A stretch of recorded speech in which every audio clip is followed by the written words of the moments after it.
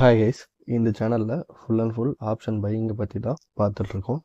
இப்போது கண்டினியூவாக வந்துட்டு ஒரு 3 மந்த்து ஃபாலோ பண்ணியிருந்தீங்க அப்படின்னா, நாம் இதுக்கு முன்னாடி மார்க்கெட்டில் என்னென்ன ப்ராப்ளம்ஸ் வந்துட்டு ஃபேஸ் பண்ணியிருக்கோம், இப்போ எப்படி நம்ம சைக்காலஜி வந்துட்டு பில்ட் ஆகிருக்கு, இப்போது இதுக்கு முன்னாடியோட நம்மளோட கேபிட்டல் வந்துட்டு எவ்வளோ ப்ரொடக்டாக வந்துட்டு இருக்குது அப்படின்னு சொல்லிட்டு உங்களுக்கே வந்துட்டு தெரியும்.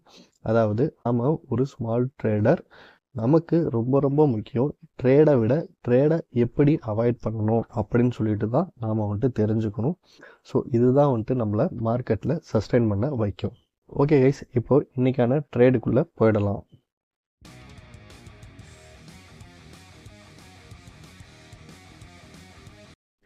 இன்றைக்கி நிஃப்டி எக்ஸ்பைரி. ஸோ நாம் நிஃப்டிக்கு தான் வந்துட்டு ஃபஸ்ட்டு ப்ரிஃபரன்ஸ் வந்துட்டு கொடுக்கணும். ஓகே, இப்போது நான் 30 மினிட்ஸ் டைம் ஃப்ரேமில் வந்துட்டு மார்க் பண்ணியிருக்கேன். அதாவது வந்துட்டு ஒரு பையிங் கேண்டல் அல்லது செல்லிங் கேண்டல் வந்துட்டு மார்க் பண்ணியிருக்கேன். இந்த பையிங் கேண்டல் செல்லிங் கேண்டல் எப்படி மார்க் பண்ணுறதுன்னு சொல்லிட்டு ஆல்மோஸ்ட் வந்துட்டு ஒரு 85 வீடியோஸ் ஆல்ரெடி ட்ரேடிங் ஐடியாஸ் அப்படின்ற ஒரு ப்ளேலிஸ்ட்டில் இருக்கும். ஸோ நீங்கள் அப்போ செக் பண்ணிக்கலாம். நான் ஜஸ்ட் வந்துட்டு சொல்லிடுறேன். அதாவது ஒரு க்ரீன் கேண்டல் வந்துட்டு மார்க் பண்ணுறோம் அப்படின்னா பாருங்கள், இந்த கேண்டல் மாதிரி பாட்டமில் வந்துட்டு விக்கு அதிகமாக இருக்கணும், டாப்பில் விக்கு வந்துட்டு கம்மியாக இருக்கணும். இதை தான் நான் வந்துட்டு பையிங் கேண்டலாக வந்துட்டு மார்க் பண்ணிக்கிறேன். அதே போல் செல்லிங் கேண்டல் வந்துட்டு மார்க் பண்ணுறோம் அப்படின்னா இந்த கேண்டல் மாதிரி டாப்பில் வந்துட்டு விக்கு அதிகமாக இருக்கணும், பாட்டமில் விக்கு வந்துட்டு கம்மியாக இருக்கணும். தென் நாம் ட்ரேட் பண்ணுற வரைக்கும் அந்த ப்ரைஸ் வந்துட்டு ட்ரிகர் ஆகிருக்கக்கூடாது. அவ்வளோதான் வந்துட்டு பையிங் கேண்டல் செல்லிங் கேண்டல் வந்துட்டு மார்க் பண்ணுறோம். தென் என்ன பண்ணுறேன் அப்படின்னா, இந்த கேண்டல்ஸ் எல்லாமே 30 மினிட்ஸ் கேண்டலாக இருக்கும். இந்த லாஸ்ட் ஒரு கேண்டல் மட்டும் 15 மினிட்ஸாக இருக்கும். ஸோ இதோட ஹை அண்ட் லோ வந்துட்டு மார்க் பண்ணிக்கிறேன். ஓகே, இப்போது நான் இன்ட்ராடேல ட்ரேட் பண்ணுறதுக்கு 3 மினிட்ஸ் சார்ட்டை வந்துட்டு சேஞ்ச் பண்ணிக்கிறேன். 3 மினிட்ஸ் சார்ட்டை வந்துட்டு சேஞ்ச் பண்ணேன் அப்படின்னா இங்கே பாருங்கள் மார்க்கெட் என்ன இருக்குது அப்படின்னு சொல்லிட்டு. இன்றைக்கி ஃபஸ்ட்டு கேண்டல் வந்துட்டு ஓப்பன் ஆனது நம்மளோட இம்பார்ட்டன்ட் பாயிண்டில் தான் வந்துட்டு ஓப்பன் ஆகிருக்கு. ஓப்பன் ஆகிட்டு இந்த கேண்டலை பொறுத்த வரைக்கும் பார்த்தீங்க அப்படின்னா இது ஒரு இன்சைடு கேண்டல். அதாவது இந்த ஃபஸ்ட்டு கேண்டலுக்குள்ளேயே இந்த ரெண்டாவது கேண்டல் வந்துட்டு இருக்குது, இன்சைடு கேண்டல். ஓகே, அகெயின் என்ன இருக்குன்னு சொல்லிட்டு பாருங்கள், மார்க்கெட் எந்த ஒரு நம்மளோட இம்பார்ட்டன்ட் பாயிண்ட் இதுக்கு முன்னாடி வந்துட்டு வீடியோஸில் பார்த்துருப்போம்ல. ஸோ இங்கெங்கெல்லாம் மார்க்கெட் வந்துட்டு டேர்ன் ஆகிறதுக்கு வாய்ப்பு இருக்குது. டேர்ன் ஆனால் என்ன ஆகும், எவ்வளோ ப்ராஃபிட் வந்துட்டு போகும் அப்படின்னு சொல்லிட்டுமே பார்த்துருப்போம். ஆனால் பாருங்கள், மார்க்கெட்டு எந்த இடத்துலையுமே வந்துட்டு ஒரு ஆப்பர்ச்சுனிட்டியை கொடுக்காம மார்க்கெட் அப்படியே வந்துட்டு டவுன் சைடு வந்துட்டு வருது. ஓகே, இப்போது நீங்கள் கண்டினியூவாக வந்துட்டு ஃபாலோ பண்ணிக்கிட்டு இருந்தீங்க அப்படின்னா, ஸோ இந்த மாதிரி இடத்துலலாம் போயிட்டு நாம் வந்துட்டு ஒரு பையிங் ஆப்பர்ச்சுனிட்டியை எடுக்காமல் இருப்போம். ஓகே, நாம் இப்போது இந்த இடத்துல வந்துட்டு மார்க்கெட் வந்துட்டு செல் சைடு வந்துட்டு போகுது. இதில் 2 சினாரியோ சொல்லலாம். ஒன்று வந்துட்டு நம்ம செல் சைடு என்ட்ரியை மிஸ் பண்ணிட்டோம் அப்படின்னு சொல்லிட்டு சொல்லலாம். இன்னொரு விஷயம் ஆப்போசிட் சைடு, அதாவது பையிங் என்ட்ரியை எடுக்காமல் விட்டுட்டோம் அப்படின்னு சொல்லலாம். இப்போது செல் சைடு என்ட்ரியை எடுத்துருந்தோம் அப்படின்னா ப்ராஃபிட் வரும், பை சைடு என்ட்ரியை எடுத்துருந்தோம்னா லாஸ் வரும். ஓகே, நாம் செல் சைடு என்ட்ரி எடுக்கிறதுக்கும் ஆப்பர்ச்சுனிட்டி கிடைக்கல, பை சைடு எடுக்கிறதுக்கும் ஆப்பர்ச்சுனிட்டி கிடைக்கல.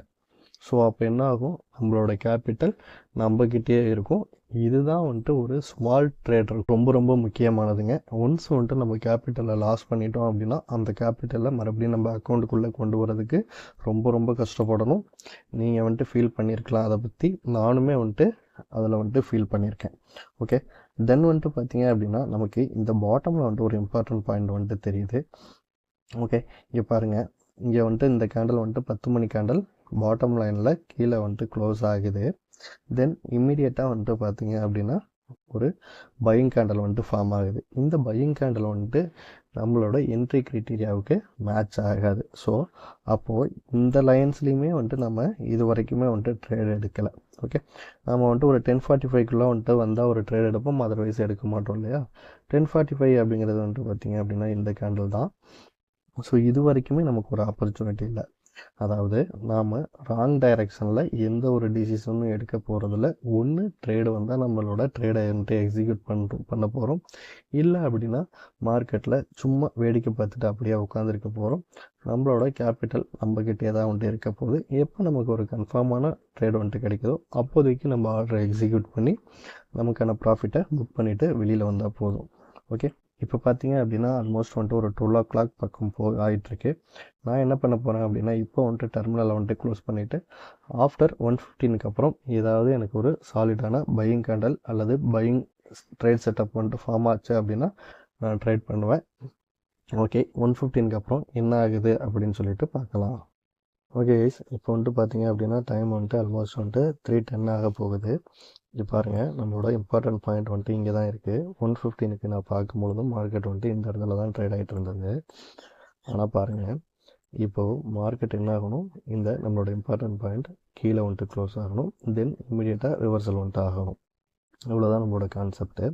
இங்கே பாருங்கள், இங்கே ஒரு 2 கேண்டலுக்கு அப்புறம் இந்த கேண்டல் வந்துட்டு ஒரு ரிவர்சல் கேண்டல் ஆகிருக்கு. ஆனால் இது ஒரு சாலிடான பையிங் கேண்டலா அப்படின்னு பார்த்தோம் அப்படின்னா இது வந்துட்டு சாலிடான பையிங் கேண்டல் கிடையாது. அப்போது சாலிடான பையிங் கேண்டல் வந்தால் தான் நம்ம என்ட்ரி எடுப்போமா அப்படின்னா அப்படியும் கிடையாது. அதுக்காக தான் ஒரு சில க்ரைட்டீரியாஸ் வந்துட்டு வச்சுருக்கோம். ஓகே, அகைன் வந்துட்டு மார்க்கெட் என்ன ஆகுதுன்னு பாருங்கள். இந்த இடத்துல இருந்து மார்க்கெட் வந்துட்டு ரிவர்சல் ஆகி போகுது. ஜஸ்ட்டு வந்துட்டு இங்கே பாருங்கள், இதில் நம்ம பார்க்க வேண்டியது மார்க்கெட் வந்துட்டு இவ்வளோ தூரம் வந்துட்டு மொமெண்டம் வந்துட்டு கொடுத்துருக்குல்ல, இங்கேருந்து இவ்வளோ தூரம் மொமெண்டம் கொடுத்துருக்குல்ல. நீங்கள் புட் ஆப்ஷன் சார்ட் வந்துட்டு எடுத்து பாருங்கள், ப்ரீமியம் வந்துட்டு மூவே ஆகிருக்காது. ஆனால் இந்த அதாவது 2:50லேருந்து வந்துட்டு பாருங்களேன், அப்படியே வந்துட்டு ப்ரீமியம் 100% வந்துட்டு மூவ் ஆகிருக்கும். அதாவது 23,500 கால் ஆப்ஷன் சார்ட்டு 55 ரூபாயிலிருந்து ஆல்மோஸ்ட் வந்துட்டு இப்போ நான் பார்த்துட்டு இருக்க வரைக்கும் ஒரு 105 ரூபா வரைக்கும் போயிருக்கு. அப்போ என்னாச்சு, 100% மூவ் ஆகிருக்கு. ஸோ அதுக்காக தான் சொல்கிறது, இந்த மாதிரி இம்பார்ட்டன்ட் பாயிண்டில் நமக்கு க்ரைட்டீரியா மேட்ச் ஆகி ரிவர்சல் ட்ரேட்ஸ் வந்தது அப்படின்னா ப்ரீமியம் வந்துட்டு இம்மீடியட்டாக வந்துட்டு மூவ் ஆக ஆரம்பிச்சிடும். ஓகே கைஸ், நேற்றுக்கு வந்துட்டு பார்த்தீங்கன்னா நிஃப்டிக்கு எக்ஸ்பைரிக்கு நாள் நேற்றுக்கு என்ன ஆகிருக்கு அப்படின்னு சொல்லிட்டு பார்க்கலாம். இது நிஃப்டியோட நேற்றுக்கான சார்ட்டு. இங்கே பாருங்கள், நம்ம ப்ரீவியஸ் டேவோட ஹைலோ வந்துட்டு மார்க் பண்ணியிருப்போம்ல. ஸோ அதுக்கு மேலே வந்துட்டு மார்க்கெட் வந்துட்டு ஓப்பன் ஆகிட்டு இந்த இடத்துலையே மார்க்கெட் வந்துட்டு சஸ்டெயின் ஆகுது. ஒரு 10 o'clock போல் இந்த ப்ரீவியஸ் டேவோட ஹை பாயிண்ட் நம்ம மார்க் பண்ணியிருக்க லெவலில் வந்துட்டு பிரேக் அவுட் ஆகுது. பிரேக் அவுட் ஆனோடனே இம்மிடியேட்டாக வந்துட்டு ரிவர்சல் ஆகுதா அப்படின்னு சொல்லிட்டு பார்த்தோம் அப்படின்னா ரிவர்சல் வந்துட்டு ஆகலை. ஸோ நமக்கு வந்துட்டு இங்கே ஒரு டவுட்டாக இருக்குது, நாம் வந்துட்டு ட்ரேட் பண்ணலாமா வேணாமா அப்படின்னு சொல்லிட்டு. தென் வந்துட்டு பார்த்தோம் அப்படின்னா நம்மளோட என்ட்ரி க்ரைட்டீரியாவுமே மேட்ச் ஆகலை. ஓகே, நெக்ஸ்ட்டு என்ன பண்ணலாம் அப்படின்னா ப்ரீவியஸ் டே லாஸ்ட் 15 minutes இருக்குல்ல, இதில் மிட் பாயிண்டில் வந்துட்டு ஏதாவது ஒரு ரிவர்சல் கேண்டல் வந்துட்டு ஃபார்ம் ஆச்சு அப்படின்னா இங்கே வந்துட்டு ஒரு ஆப்பர்ச்சுனிட்டி வந்துட்டு எதிர்பார்க்கலாம். ஆனால் இதில் இன்னொரு விஷயமும் நம்ம நோட் பண்ணணும். அதாவது ஒரு 10:45க்குள்ளே வந்துட்டு ஒரு ட்ரேட் வந்தது அப்படின்னா எடுப்போம், அதர்வைஸ் வந்துட்டு எடுக்க மாட்டோம். இப்போ பாருங்கள், இப்போ தான் வந்துட்டு 11:15 ஆகுது. ஸோ இப்போ தான் வந்துட்டு இந்த மிட் பாயிண்ட்டுக்கே வந்துட்டு வந்திருக்கு. ஓகே, நான் என்ன பிளான் பண்ணியிருக்கேன் அப்படின்னா ஆஃப்டர் 1:15க்கு மேலே அதாவது இந்த இடத்துல ஏதாவது வந்துட்டு ஒரு ரிவர்சல் கேண்டல் வந்துட்டு ஃபார்ம் ஆச்சு அப்படின்னா நான் ட்ரேட் பண்ணலாம் அப்படின்னு சொல்லிட்டு வெயிட் பண்ணுறேன். தென் வந்துட்டு பார்த்தீங்கன்னா நம்மளோட இம்பார்ட்டன்ட் பாயிண்ட் இங்கேயும் வந்துட்டு ஒரு இம்பார்ட்டன்ட் பாயிண்ட் இருக்குது. ஸோ இங்கே ரிவர்சல் ஆனாலும் நான் ட்ரேட் பண்ணலான் இருக்கேன். அதர்வைஸ் வந்துட்டு இன்றைக்கி வந்துட்டு நான் எந்த ஒரு ட்ரேடுமே வந்துட்டு எடுக்க போகிறது கிடையாது. ஓகே, இப்போ வந்துட்டு பார்த்தோம் அப்படின்னா ஆல்மோஸ்ட் வந்துட்டு டைம் வந்துட்டு ஒரு 2:55 ஆகுது. நான் ஏற்கனவே வந்துட்டு சொல்லியிருப்பேன், இந்த இடத்துல ஏதாவது ரிவர்சல் பாயிண்ட்ஸ் வந்துட்டு வந்தது அப்படின்னா நாம் வந்துட்டு என்ட்ரி எடுக்கலாம் அப்படின்னு. ஆனால் என்ன ஆயிருக்கு பாருங்கள், இந்த 11 o'clock மேலேயே இங்கேருந்து வந்துட்டு மார்க்கெட் வந்துட்டு டர்ன் ஆகிடுச்சு. அதாவது நம்மளோட நேத்தியோட லாஸ்ட்டு 15 minutes அதில் 50%லேருந்து மார்க்கெட் வந்துட்டு டர்ன் ஆக ஆரம்பிச்சிருச்சு. ஸோ அப்போ இந்த பாயிண்ட் வந்துட்டு வேலிட் வந்துட்டு கிடையாது. ஓகே, ஆனாலும் நம்மளோட ஸ்ட்ராட்டஜி ஒர்க் ஆகுதா அப்படின்னு செக் பண்ணுறதுக்கு இங்கே பாருங்கள், இந்த 1:15க்கு மேலே நான் சொல்கிறேன் இல்லையா, அது ஏன் இம்பார்ட்டன்ட் அப்படின்னு சொல்லிட்டு நான் வந்துட்டு சொல்கிறேன். இந்த ட்ரேடை பொறுத்த வரைக்கும் நம்ம ட்ரேடு எடுக்கக்கூடாது, ஆனால் இந்த பாயிண்ட் வந்துட்டு எவ்வளோ வேல்யூவாக இருக்குது அப்படின்னு சொல்லிட்டு தான் பார்க்கணும். ஓகே, அகெயின் வந்துட்டு மார்க்கெட் என்ன ஆகுது பாருங்கள். இங்கே பாருங்கள், இம்மிடியேட்டாக மறுபடியும் வந்துட்டு அந்த 50% கீழே வந்துட்டு வருது. இம்மிடியேட்டாக வந்துட்டு ஒரு நல்ல ஒரு புல்லிஷ் கேண்டில் வந்துட்டு ஃபார்ம் ஆகுது. இந்த கேண்டில் டைம் பாருங்கள், 12:51. இந்த கேண்டில் வந்துட்டு முடியும் பொழுது 12:54 வந்துட்டு இருக்கும். ஓகே, இப்போது நம்மளோட மிட் பாயிண்ட் வந்துட்டு பார்த்தீங்க அப்படின்னா 23,721 இருக்கு இல்லையா, நம்ம ஜஸ்ட்டு வந்துட்டு 23,700 கால் ஆப்ஷன் சார்ட்டை ஜஸ்ட்டு வந்துட்டு எடுத்து பார்க்கலாம். அந்த கேண்டலோட டைம் நோட் பண்ணிக்கோங்க, 12:51. இது நிஃப்டியோட 23,700 கால் ஆப்ஷன் சார்ட்டு. நமக்கு ஸ்பாட் சார்ட்டில் வந்துட்டு என்ட்ரி வந்த கேண்டில் இந்த 12:51 கேண்டில் தான். இதில் இன்னொரு விஷயத்த நீங்கள் நோட் பண்ணணும், ஸ்பாட் சார்ட்டை பொறுத்த வரைக்கும் டே லோ வந்துட்டு கட் ஆகிருக்கும். இந்த ஆப்ஷன் சார்ட்டில் ஏற்கனவே இருந்தது இல்லையா, அந்த டே லோ வந்துட்டு கட் ஆகலை. ஓகே, இங்கே பாருங்கள், இப்போது நம்ம என்ட்ரி எடுக்கிறதுக்கு என்ன பண்ணுவோம், டே லெவலேருந்து நம்மளோட என்ட்ரி கேண்டில், இந்த கேண்டில் வந்துட்டு மார்க் பண்ணோம் அப்படின்னா ஒரு 75 ருபீஸ் வந்துட்டு காமிக்குது. மார்க்கெட் என்ன ஆகிருக்கு பாருங்கள், இந்த கேண்டில் வந்துட்டு 12.51. நாம் எப்பயுமே ஒரு 115க்கு மேலே ட்ரேட் பண்ணுவோம்.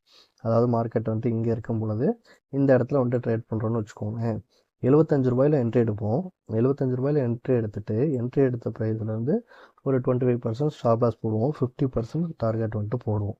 ஓகே, இந்த இடம் இவ்வளோ வேல்யூவாக இருந்ததுனால தான் மார்க்கெட் வந்துட்டு இம்மிடியேட்டாக இங்கேருந்து புல் பேக் வந்துட்டு ஆகுது. இதை நம்ம ஜஸ்ட் வந்துட்டு அண்டர்ஸ்டாண்ட் வந்துட்டு பண்ணிக்கணும்.